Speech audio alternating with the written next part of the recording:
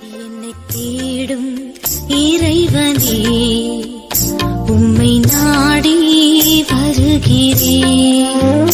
என்னை தேடும் இறைவனே, உம்மை நாடி வருகிறேன். டிசம்பர் 18வது நாள். இன்றைய வேத தியானத்தின் தலைப்பு கிருபை வரங்கள். வாசிக்க வேண்டிய திருமறை பகுதி ரோமர் 11ஆம் அதிகாரம் 25 முதல் 36 வசனங்கள் முடிய. தேவனுடைய ஐஸ்வர்யம், ஞானம், அறிவு என்பவைகளின் ஆழம் எவ்வளவாயிருக்கிறது. ரோமர் 11ஆம் அதிகாரம் 33ஆம் வசனம். நம்மில் அநேகர் தம்மை தாமே புத்திமான்கள் என்று எண்ணிக்கொண்டிருப்பதை நாம் அறிவோம். நாமும் கூட சில சமயங்களில் அப்படி நினைப்பவர்கள்தானே. ஆனாலும் தேவனுடைய ஞானமும் அறிவும் நமது புத்தி கெட்டாதவை என்பதை புரிந்து கொள்ளும் அளவுக்கு நாம் புத்திசாலிகள்.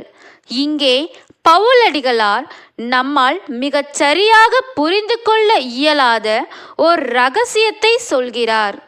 அதாவது, முதலாவது தெரிந்து கொள்ளப்பட்டவர்கள் இஸ்ரவேலர்களே, யூதர்களே. இஸ்ரவேல் 12 கோத்திரங்களில் ஒன்றை சார்ந்தவர்கள். தேவன் அவர்களை தெரிந்து கொண்டதற்கு விசுவாசத்தால் நீதிமான்களான ஆபிரகாம், ஈசாக்கு, யாக்கோபு போன்ற முற்பிதாக்களே காரணம்.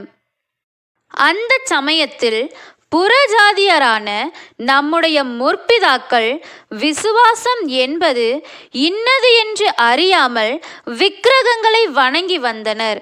அதனால் நம் முற்பிதாக்கள் தேவனுக்கு பகைஞராகவும், இஸ்ரவேலரின் முற்பிதாக்கள் தேவனால் அன்பு கூறப்பட்டவர்களாகவும் இருந்தனர். ஆனால் நிலைமை இப்போது முற்றிலுமாய் மாறிவிட்டது. இஸ்ரவேலரோ கிறிஸ்துவே மேசியா என்று நற்செய்தியை முழு மனதுடன் ஏற்றுக்கொள்ளாததால் தேவனுக்கு பகைஞராகி விட்டனர். நற்செய்தியை புறஜாதியார் ஏற்றுக்கொண்டதால் இன்று உலகெங்கிலும் கிறிஸ்தவர்களே பெருவாரியாக உள்ளனர். பெரும்பாலான நாடுகள் கிறிஸ்தவ நாடுகளே. இப்போதும் நற்செய்தி பரவிக்கொண்டே இருக்கிறது. நற்செய்தி மூலம் தேவனை புரிந்து கொள்ளும் கூட்டம் வளர்கிறது.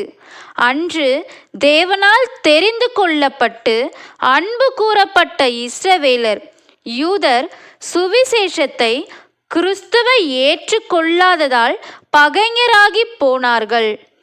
இருந்தும் புறஜாதியும் ஒரு நிறைவு உண்டாகும் வரை அவர்களில் ஒரு பங்கினருக்கு கடின மனதுண்டாயிருக்கும். நாம் முற்காலத்தில் தேவனை அறியாமல் கீழ்ப்படியாமல் இருந்து இப்போது இரக்கம் பெற்றிருப்பது போல அவர்களும் இப்போது கீழ்ப்படியாதிருந்தாலும் நம்மை போல இரக்கம் பெறுவார்கள். இது ஏன் இப்படி இஸ்ரவேலர் இருக்கிறார்கள் என்பது நமக்கு இரகசியமாகவும் மறைப்பொருளாகவும் இருக்கிறது. தேவனோ சகலத்தையும் அறிந்தவர். தேவனுடைய ஞானத்துக்கு முன் நம் ஞானம் யானைக்கு முன் சிற்றெரும்பு போன்றது. முந்தினோர் பிந்தினோர் ஆகிவிட்டனர், பிந்தினோர் முந்தினோர் ஆகிவிட்டோம். முந்தினோர் பிந்தினோர் ஆகிவிட்டனர், பிந்தினோர் முந்தினோர் ஆகிவிட்டோம். ஜெபம். தேவாதி தேவனே, அன்று உம்முடைய வஸ்திரத்தின் ஓரத்தையாகிலும் தொடுவேன் என்று சொல்லி சுகமடைந்த பெண்ணைப் போல உம் ஞானத்தின் ஓரத்தையாவது புரிந்து கொள்ளும் ஞானத்தை தாரும். ஆமேன்.